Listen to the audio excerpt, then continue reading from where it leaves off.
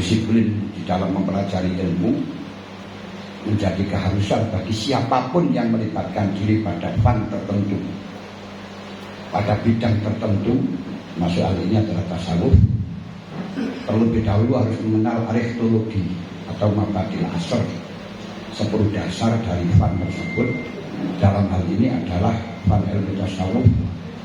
Ariftologi tersebut meliputi satu ismun, nama fan itu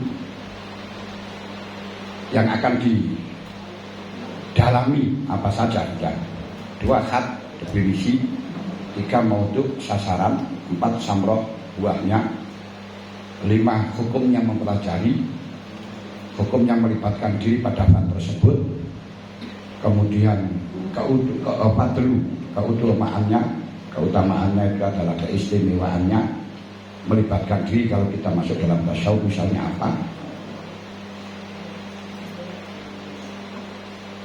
Nah, terus nisbatnya tasawuf, ilmu tasawuf dengan yang lain, fan tersebut dengan yang lain apa?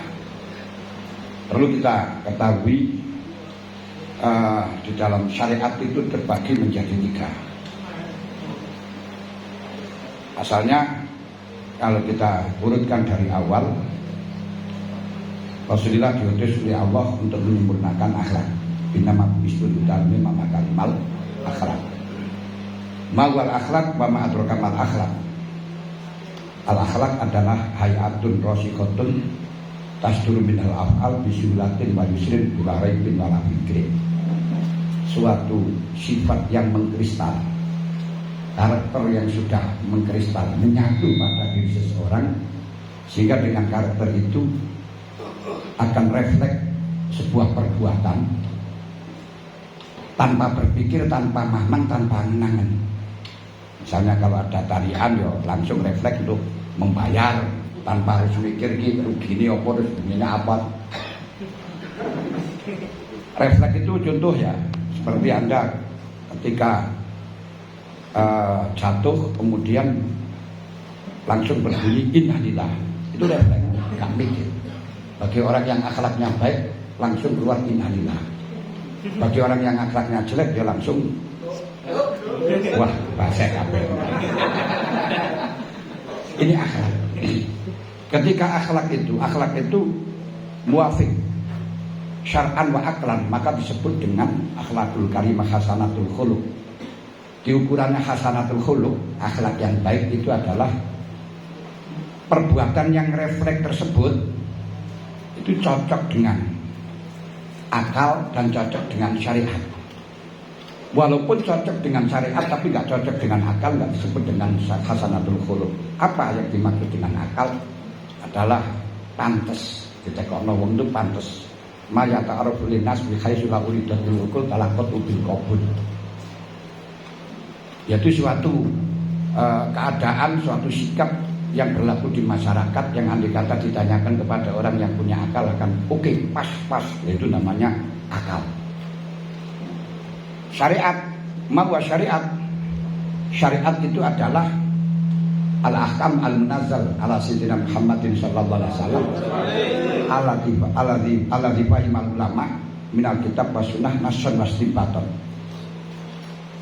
Yakni ya semua salah satu aksam ya semua salah satu aksam al-aqdu wal fiqhu wat tasyawuf.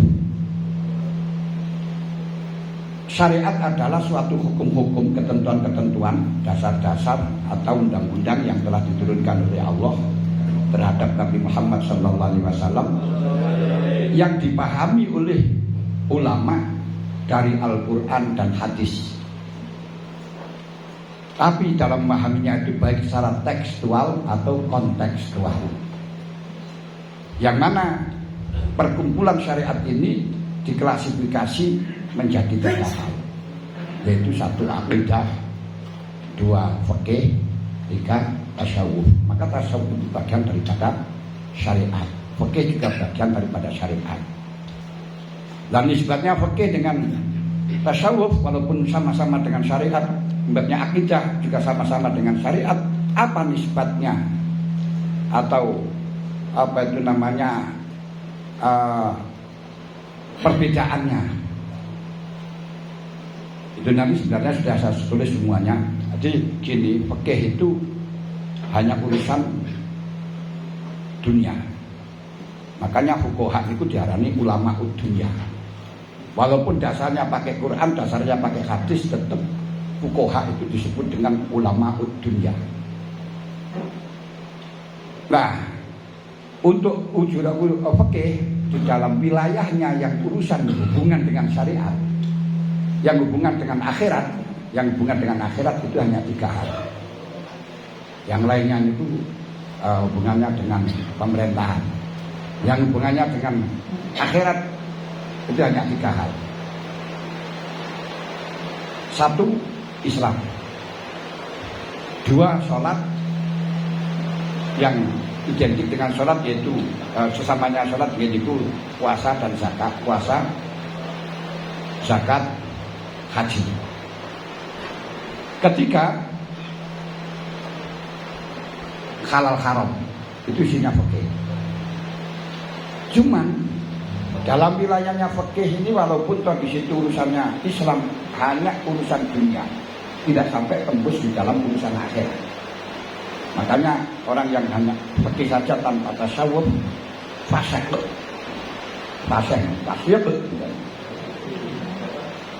Kenapa? Karena fikih itu walaupun di situ urusannya berbicara soal urusan akhirat, urusan yang hubungannya dengan akhirat, sudah urusannya itu dengan akhirat, itu tetap hanya sebatas dunia saja, tidak sampai tembus. Islam misalnya, cara fikih itu yang penting umirtu an uqatilan nas hatta yashhadu an la ilaha illallah wa anna muhammadar rasulullah fa in qaluha usima min dimaihim wa amwalihim wa irdihim. Ketika orang itu sudah mengucapkan kalimat syahadat, sudahlah, entah itu faktornya apa di dalam mengucapkan kalimat syahadat enggak perlu dibahas untuk curah fikih.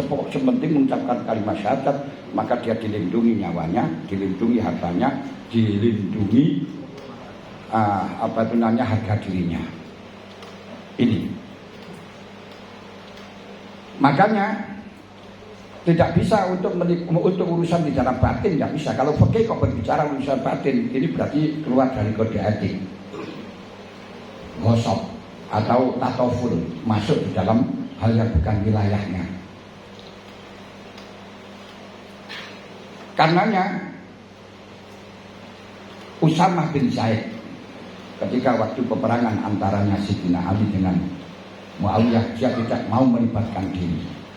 Kenapa kok tidak mau melibatkan diri? Karena dia telah membunuh orang yang mengucapkan 2 kalimat syahadat, yaitu ketika dia bertempur dengan orang kafir, dia hampir mati, dan kemudian dia ada kesempatan orang kafir itu akan dibunuh.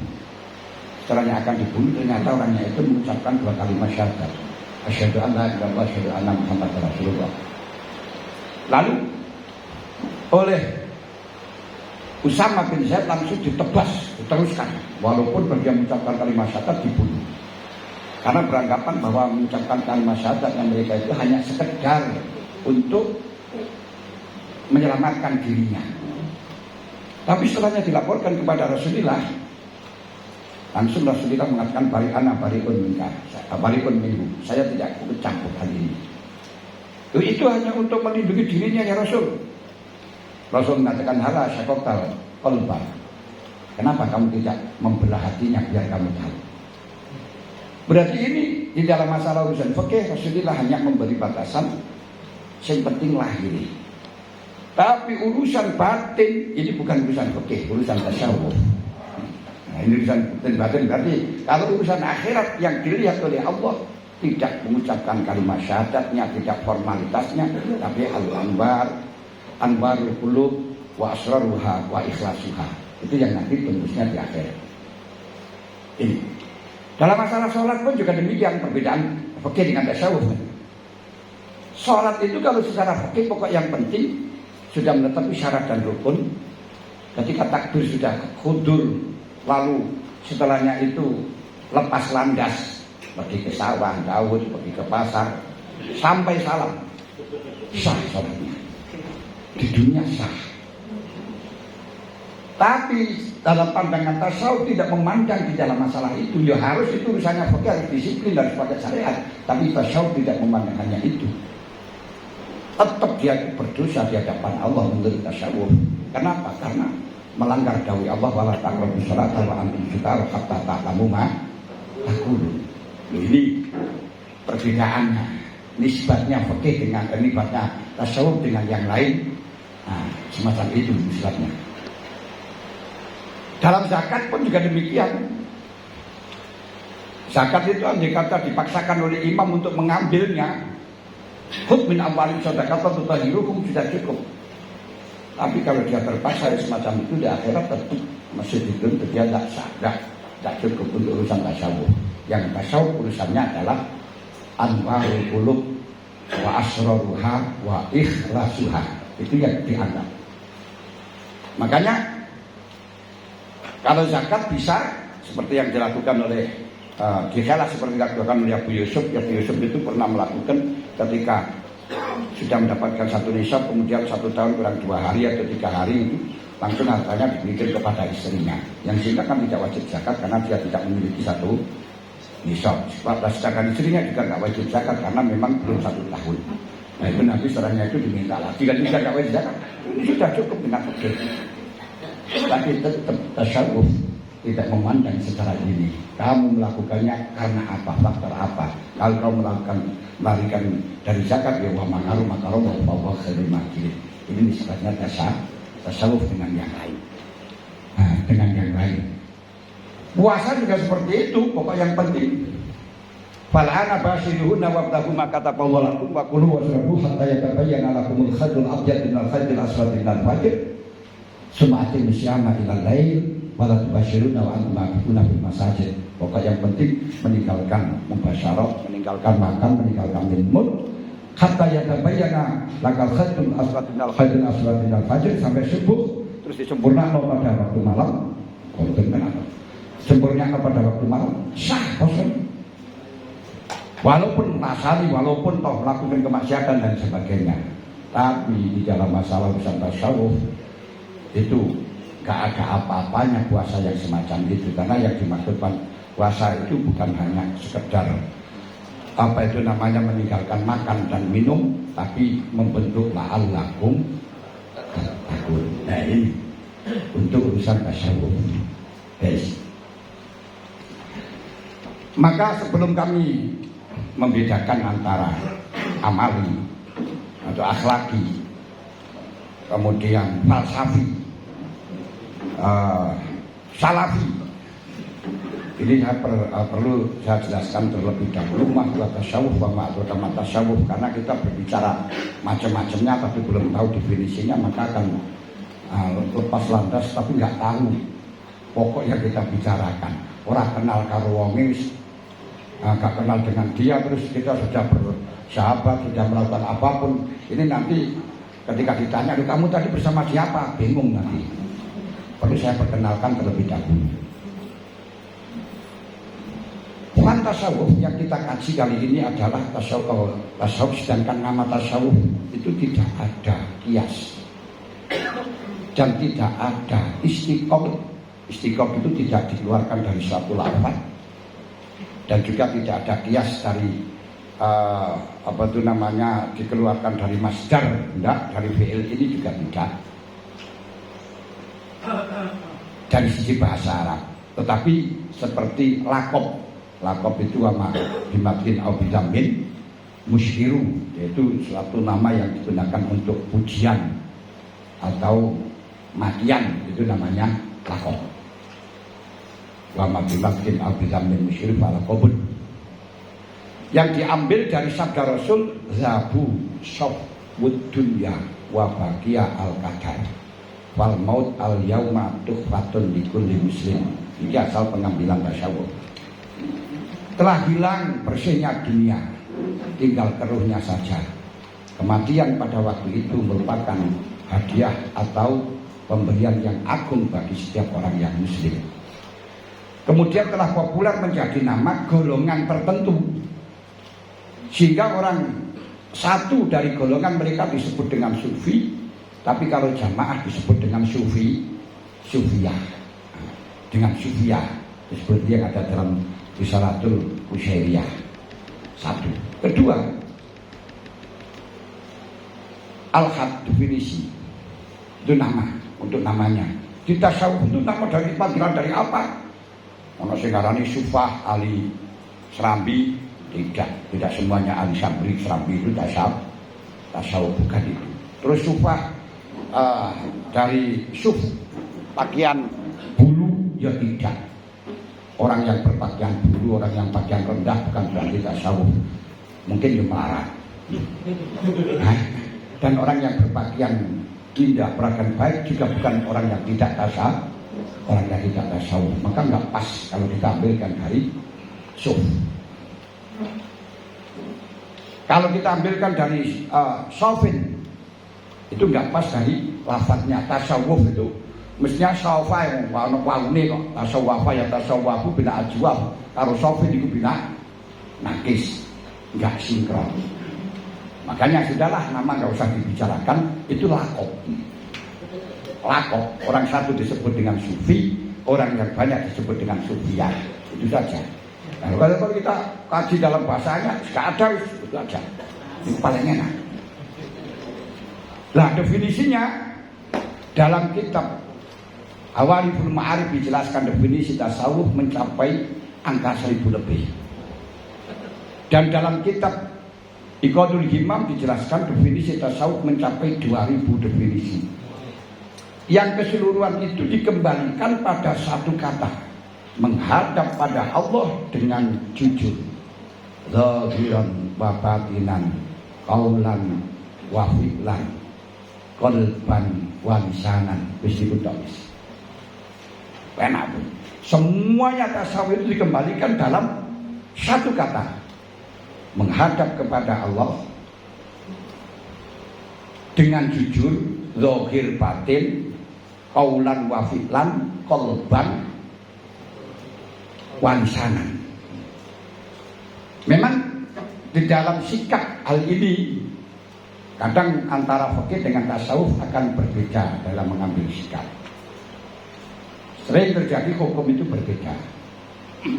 Tasawuf itu mengembalikan kepada hati, kalau di dalam fikih itu mengembalikan kepada akal, realita. Contoh saja, kalau di dalam fikih Anda akan dihutangi oleh seseorang yang jelas menurut lahir itu gak mati nyawa, peneutal gak dapat nyawa, itu bohong boleh. Tapi dalam fikih yang tasawuf gak boleh hari ini. Kamu tahu dari mana kalau dia tidak akan nyawa? Itu nanti. Lama yudrika.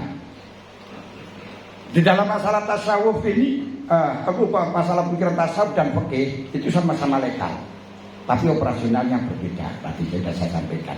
Dan Kanjeng Nabi juga menggunakan narasi dua hal ini. Pertama, ketika Kanjeng Nabi itu mendapatkan tamu 6 orang, yaitu termasuk Abu Jahal, Abu Lahab, Bani Ibn Umayyah, Khalid. Nah, 6 orang itu pejabat besar di pemerintahan waktu itu di Arab, di Mekah. Sehingga Rasulullah menghadapi dia sangat antusias dengan harapan, wah iki lek wong iki masuk Islam. Jadi lek wong iki masuk Islam, Islam jaya. Karena dia itu pejabat besar dan orang kaya-kaya, wong sugih-sugih.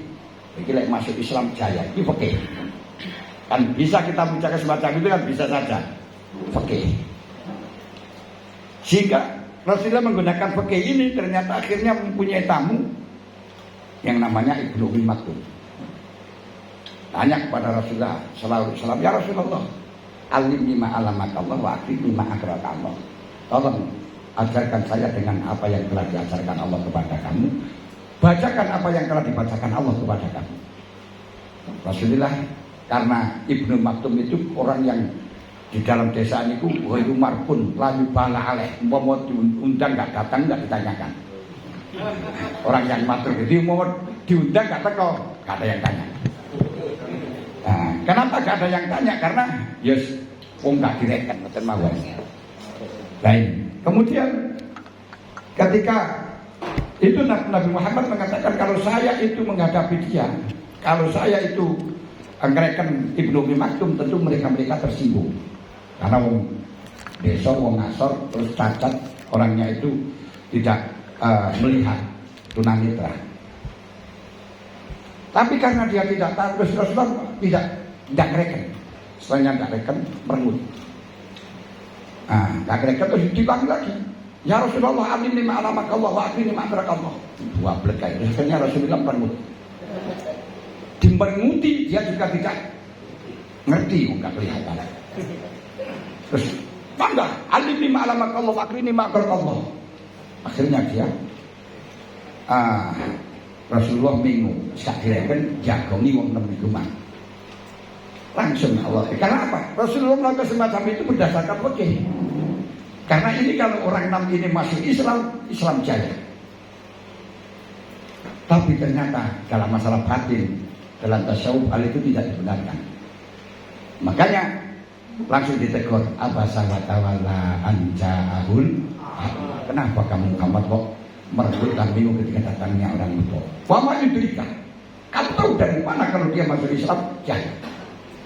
Wa ma yudrika. Jadi kamu tahu dari mana Muhammad? La'allahu yadzakkaru aw yakhsha.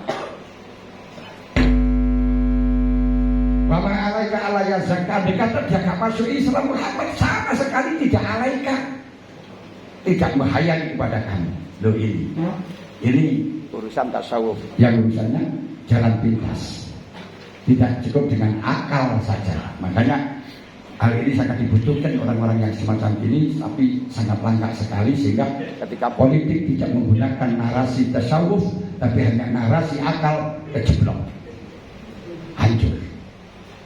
Nah, ini bukan ilmunya profesor, bukan ilmunya doktor. Makanya ilmunya jalan pintas, ilmu kiai. Ini tasawuf. Lama itu dikala Allahu yadzakkaru aw yakhsha. Wa amma man ja'a yas'a fa wa yakhsha fa anta anhu tala. Wa amma man istaghna fa anta anhu fa anta lagu tasadda. Mama, kamu tahu dari mana? Wa ma alaika Allah yazakka. Orang-orang yang sombong mengandalkan pangkatnya, hartanya, malah kamu reken. Sedangkan orang yang mestinya ini bisa diingatkan jajah dikir, malah kamu tinggalkan. Nah, hal itu juga kalau kita tahu seperti Syekh Abdul Qadir Al-Jilani ketika dirampok malah justru memberitakan saya bawa ini. Jujur. Syekh Abdul Jaji itu mendapat warisan ibunya harta 50 dinar. Mendapat warisan dari rumah dijual laku 50 dinar. Kemudian ia gunakan untuk berangkat haji. Dalam perjalanan ketemu perampok. Lalu perampok langsung bertanya, kamu bawa apa? Perang dia. Ini kalau saya nanti bilang bawa uang, nanti akan diambil.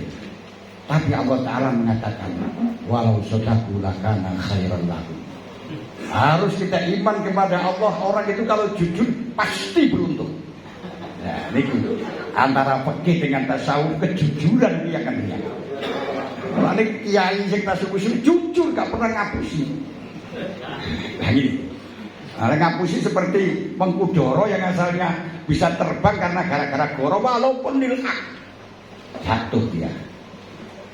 Jatuh dia. Akhirnya apa? Dia mengatakan bawa uang berapa? 50 dinar. Ambil dia, serahkan pada dipentak, kemudian dihitung 50 dinar betul. Berdek rampoknya dikembalikan. Saya kagum dengan kejujurannya. Oh, malah justru kendaraannya rampok diberikan. Ini. Makanya yang akan merampok Syekh Abdul Qadir Al-Jilani malah top. Loh, ini. Coba kalau kamu akan mengatakan, bahwa ini saya kalau saya jujur nanti akan dirampok. Wah yudrika, kamu tahu dari mana itu? Apa yang telah ditentukan Allah pasti terjadi. Kalau menjadi rezekimu tidak akan menjadi rezekinya orang lain. Kalau toh menjadi rezekinya orang lain tidak akan pernah menjadi rezekimu. Itu tasawuf. Coba walaupun kamu jujur, kalau itu rezekimu tetap milikmu. Walaupun kamu nggak jujur, sudah nggak jujur.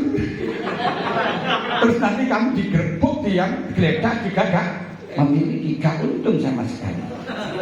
Ini urusan fikih. Nah, itu seperti Nabi Musa juga dengan Nabi Khidir, kan itu artinya. Nah, pakainya jalan pintas. Tapi tidak boleh kita menggunakan jalan pintas saja tanpa menggunakan syariat. Nah, makanya harus akidah sunnah wal jamaah bainal jampun bainal ummah. Man tasawwafa bi ghairi tasawwuf bi ghairi fi'il faqad tazandaqa.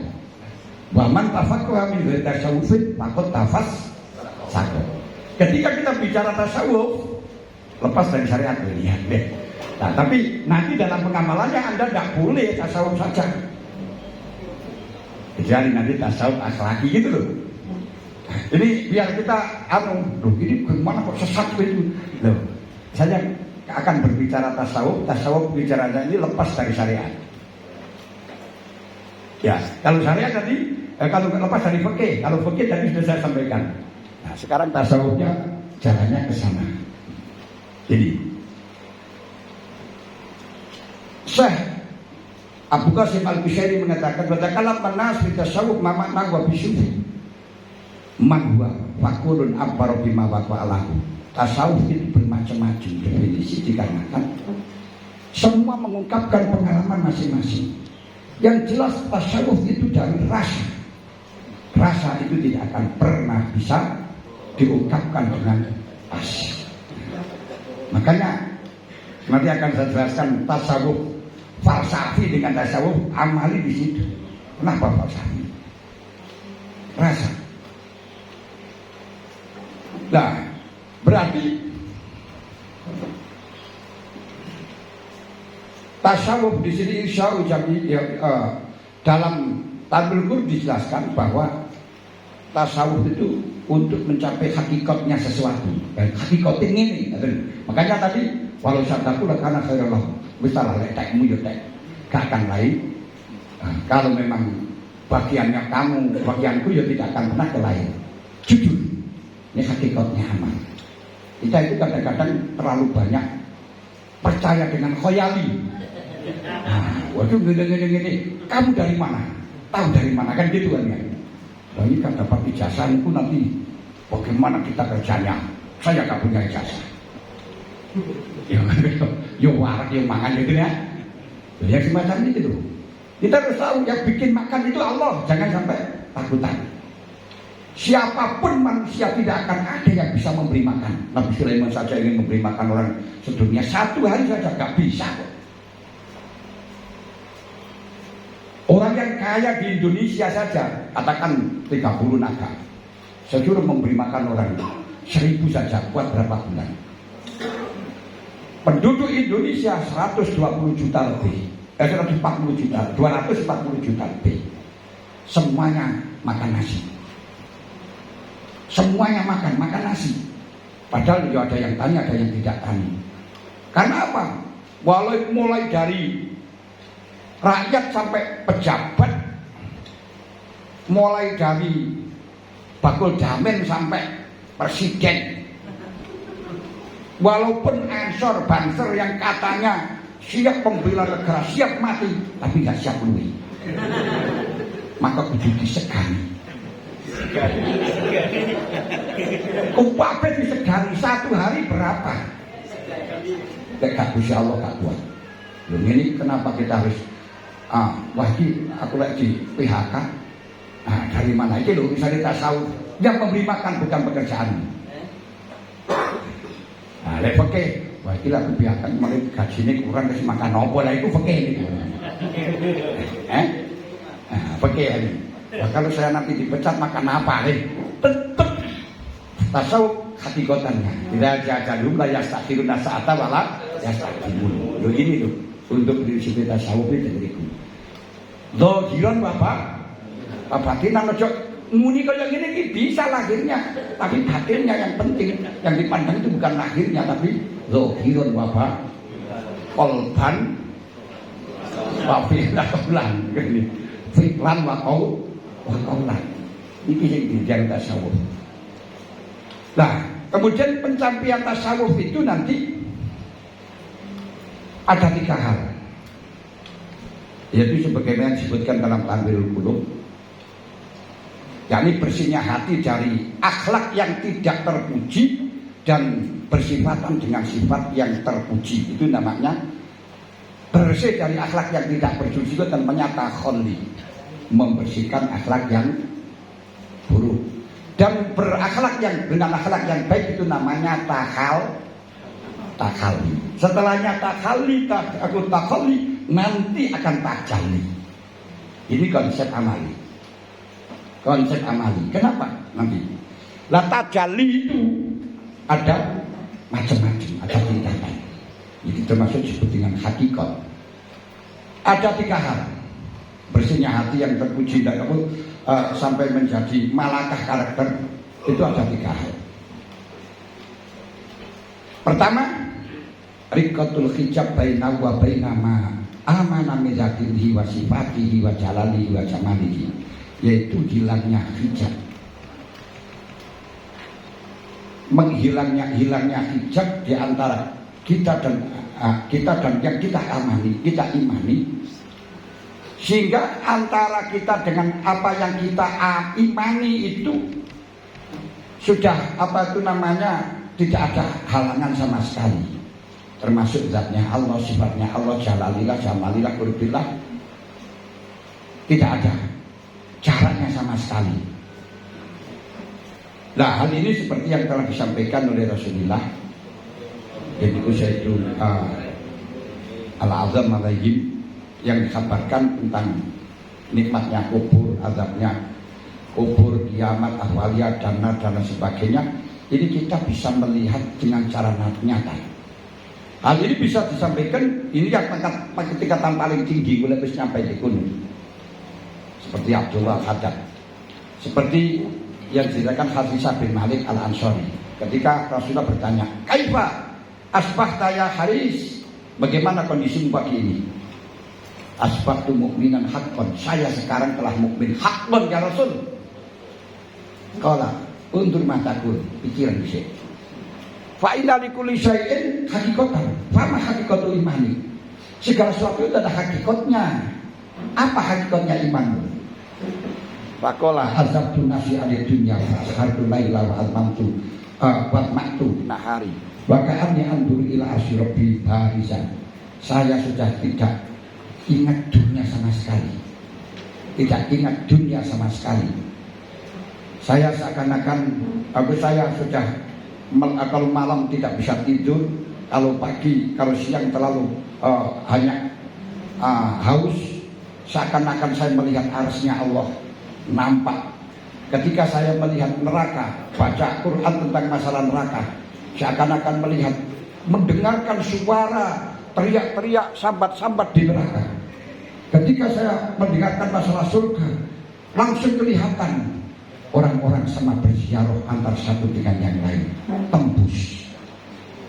Ini yang paling dhuwur. Sing nomor loro.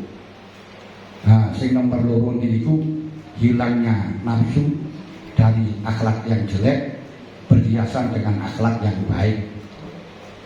Wal akhlak sayyi'ah bikhaisiyatun rasul qadam, sehingga menjadi kata mengkristal dan menjadi malakah. Ketika untuk melakukan kebaikan, yes. Yang ketiga dimudahkan untuk ngamal. Di wis sufi dipunan. Boleh lakoni keberbuatan baik itu wis enak, sergap. Kalau untuk kebaikan apapun, boniku sokongan, boniku jamaah dan lain sebagainya, langsung berangkat. Tapi kejelekan enggak, itu sudah mencapai hakikatus sufi walaupun tingkat ketiga. Makanya nanti akan ada klasifikasi tasawuf.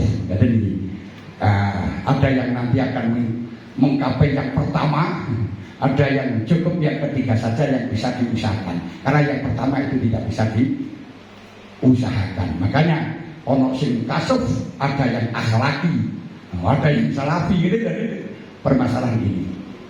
Wes. Untuk mengetahui, berarti yang jelas tasawuf itu mengenal Allah, mengetahui Allah, interaksi kepada Allah secara langsung. Tidak ada hijabnya, tidak ada halangannya. Hal ini orang-orang untuk mencapai ke sana ada beberapa persepsi.